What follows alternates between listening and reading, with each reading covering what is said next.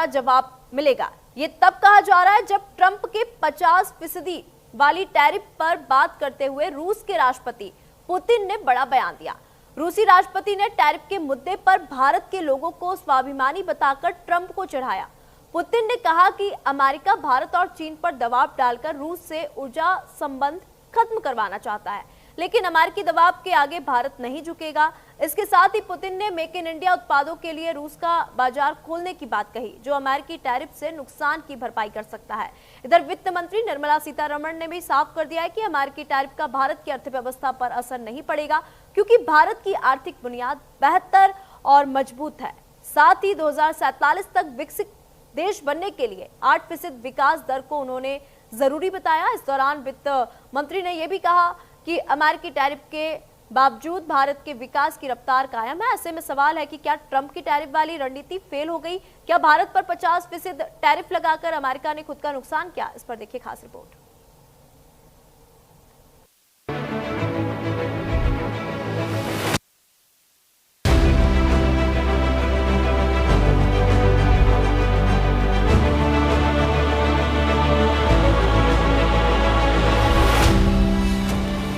अमेरिकी राष्ट्रपति ट्रंप ने टैरिफ बम फोड़कर भारत पर 50% टैरिफ लगाकर प्रधानमंत्री मोदी पर रूस से तेल ना खरीदने का दबाव बनाया।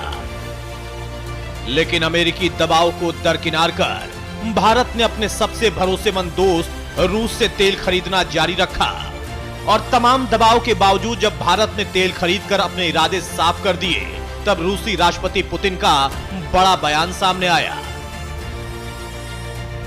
अमेरिका भारत और चीन पर दबाव डालकर रूस से ऊर्जा संबंध खत्म करवाना चाहता है, लेकिन ऐसा कदम उल्टा असर डाल सकता है।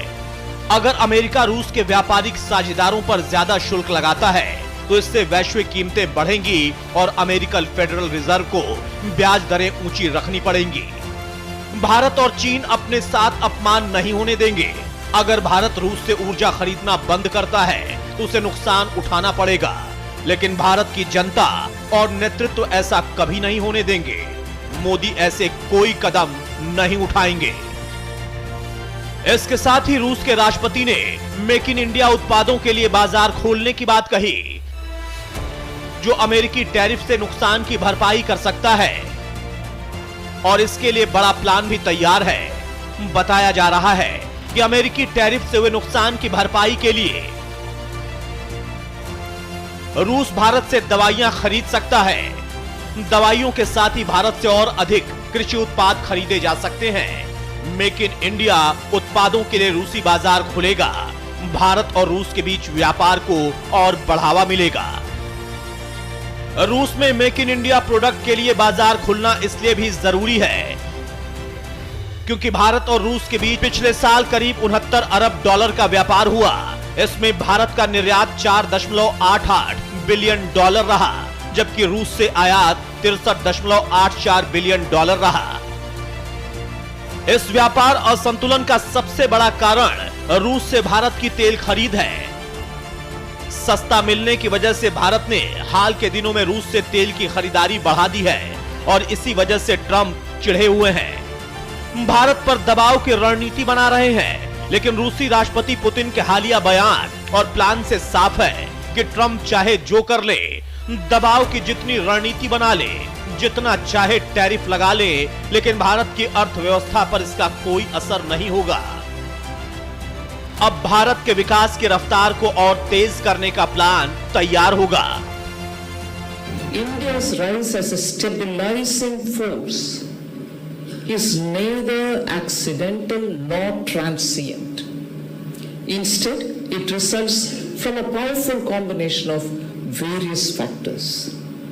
Improved quality of capital expenditure and reining in inflationary pressures has been consistent. We have implemented strategic reforms that enhance the ease of doing business, promote financial inclusion, and improve the quality of life for the average citizen in the country.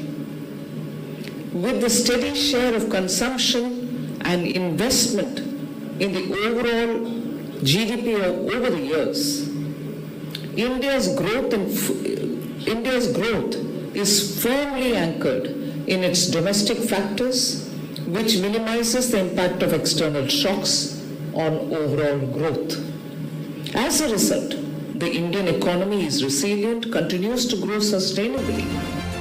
वित्त मंत्री निर्मला सीतारमण ने भी साफ कर दिया है कि Trump के टैरिफ बम फोड़ने के बावजूद भारत के विकास की रफ्तार कायम है। भारत की अर्थव्यवस्था लगातार मजबूत हो रही है। ऐसे में सवाल है कि क्या ट्रंप का टैरिफ बम फुस हो गया?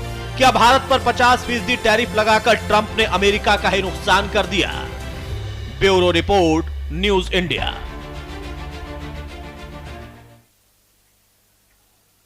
तो मैनीपुरी में मोहब्बत के